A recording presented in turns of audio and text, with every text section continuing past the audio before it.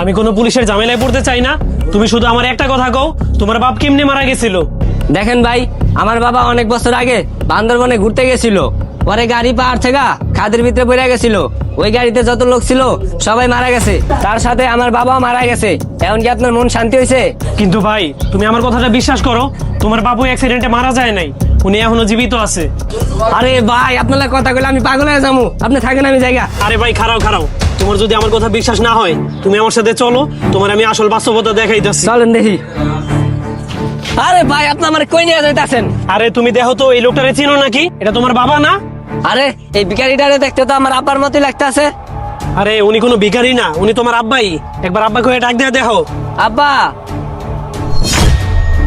আরে বাবা শাহিন, তুই?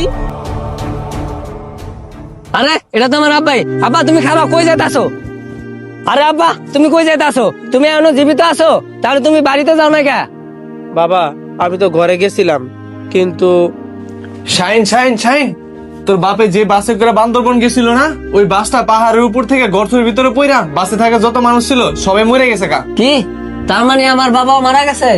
হ, তোর বাবাও মারা গেছে। যাক, তাইলে তো ভালোই হইলো। এখন আমার বাবার যত সয় সম্পত্তি আছে সব নিজে একাই ভোগ করতে পারমু, আর নিজের ইচ্ছা মতো সব খরচ করতে পারমু।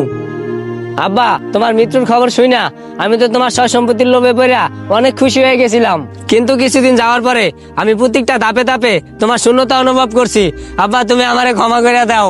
এখন আমার লাগে তুমি বাসায় চলো। বন্ধুরা, ভিডিও থেকে কি শিক্ষা গ্রহণ করতে পারলেন তা অবশ্যই কমেন্টে লিখে জানাবেন এবং ভিডিওটি পুরো ভিডিওটা দেখতে চাইলে এখানে ক্লিক করুন।